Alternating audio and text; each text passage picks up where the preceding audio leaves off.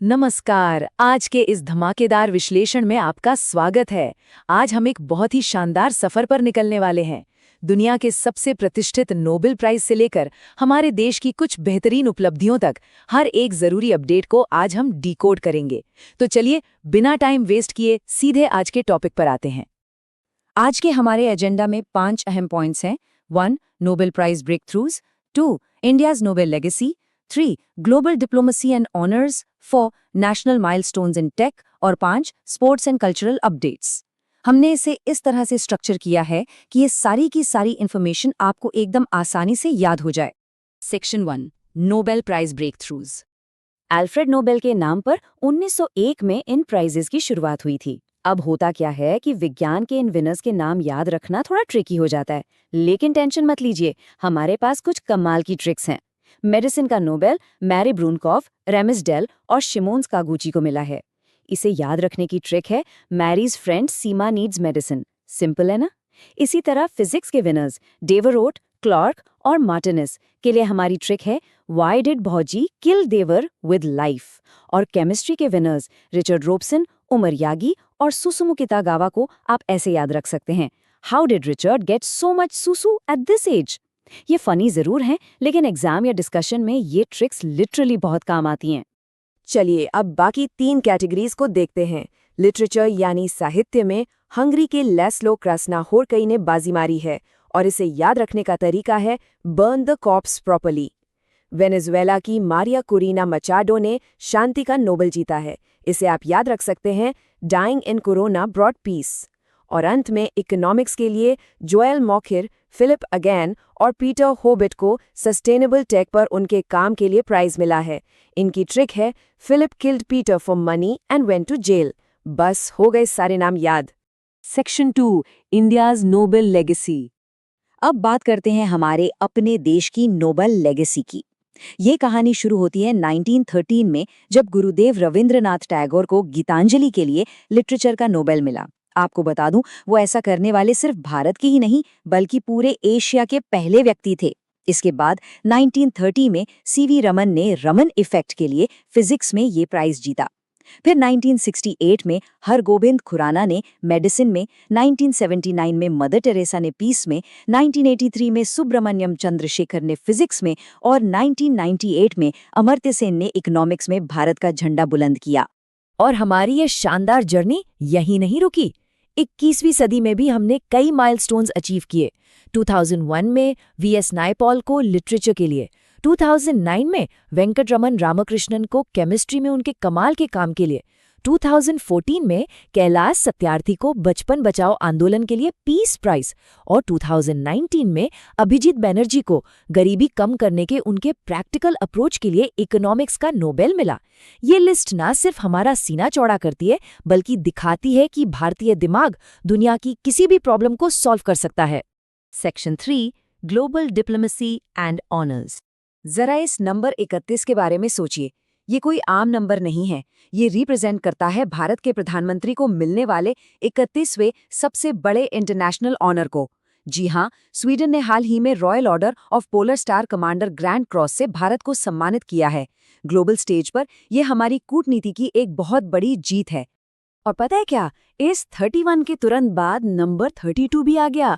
प्रधानमंत्री की नॉर्वे की पहली ऐतिहासिक विजिट के दौरान उन्हें नॉर्वेजियन ऑर्डर ऑफ मेरिट से भी नवाजा गया। बैक टू बैक मिलने वाले ये इंटरनेशनल सम्मान साफ साफ बता रहे हैं कि आज दुनिया भर में भारत की आवाज को कितनी अहमियत दी जा रही है। अब हाल ही की इन 2 बड़ी डिप्लोमैटिक मूवमेंट्स को ही देख लीजिए। एक तरफ ओस्लो में नॉर्डिक समिट हुई, जहां नॉर्वे, स्वीडन, डेनमार्क, आइसलैंड और फिनलैंड के साथ स्ट्रेटेजिक बातचीत हुई। और ठीक उसी दौरान दूसरी तरफ यूएई के साथ डिफेंस, पेट्रोलियम रिजर्व और गुजरात में मैरीटाइम शिपिंग को लेकर बड़े समझौते साइन हुए। आप देख रहे हैं, एक ही समय में यूरोप और मिडिल ईस्ट दोनों ही फ्रंट्स पर भारत अपना इन्फ्लुएंस कितनी तेजी से बढ़ा रहा है। Section 4, national milestones and tech. अब देश के अंदर चल रहे कुछ कमाल के इनोवेशन की बात करते हैं। आईआईटी बॉम्बे ने भारत की पहली सीसीयूएस लैब शुरू की है, यानी कार्बन कैप्चर, यूटिलाइजेशन और स्टोरेज फैसिलिटी। इसका काम क्या है? सिंपल भाषा में कहूं तो ये पोल्यूशन को पैसे में बदल रही है। ये लैब हवा से नुकसानदायक कार्बन डाइऑक्साइड को खींचकर उसे यूजफुल कार्बोनेट्स जैसे कैल्शियम कार्बोनेट में कन्वर्ट कर देती है। 2070 तक हमारे नेट जीरो एमिशन का जो टारगेट है ना, उसके लिए ये लिटरली एक गेम चेंजर साबित होने वाली है। टेक्नोलॉजी के साथ साथ फाइनेंस सेक्टर में भी एक बड़ा अपडेट है, खासकर एनआरआईज के लिए। आपको पता ही होगा कि नॉर्मल रुपए वाले डेबिट कार्ड्स में एक्सचेंज रेट और करेंसी फ्लक्चुएशन का हमेशा झंझट रहता है, जिससे पैसे का नुकसान होता है। लेकिन अब गुजरात की गिफ्ट सिटी में आईसीआईसीआई और वीजा ने मिलकर इंडिया का पहला US dollar based debit card launch कर दिया है। इसका सीधा सा मतलब है मार्केट की उथल पुथल से पूरी तरह आज़ादी। ये एक बहुत ही स्मार्ट और सेफ फाइनेंशियल मूव है।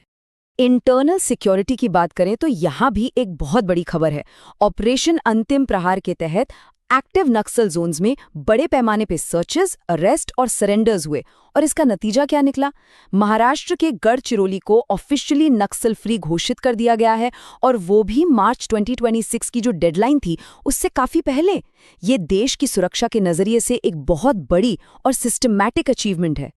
और अगर हम अलग अलग राज्यों की तरफ देखें तो वहां भी काफी एक्शन चल रहा है। राजस्थान के भिवाड़ी में इंडिया का पहला SME led semiconductor chip plant खुल गया है।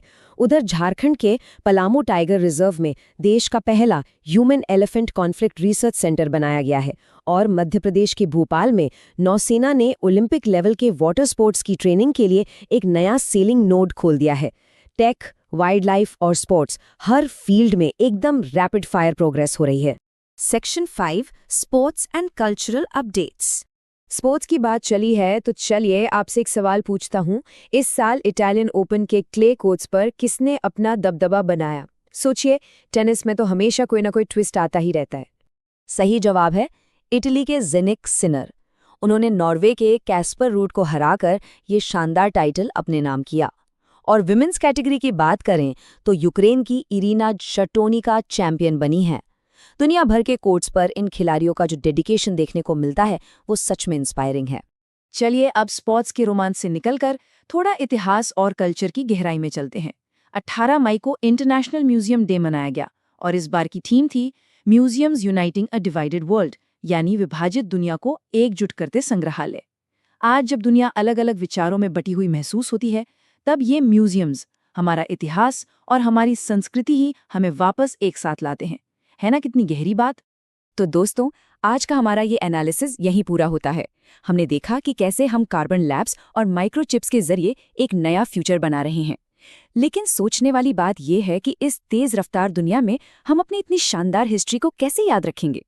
फ्यूचर की टेक्नोलॉजी और पास्ट की लेगेसी, इन दोनों के बीच का ये बैलेंस ही डिसाइड करेगा कि हम आगे कहाँ जाते हैं। अगर आपको ये वीडियो पसंद आया हो तो कृपया चैनल को लाइक और सब्सक्राइब जरूर करें।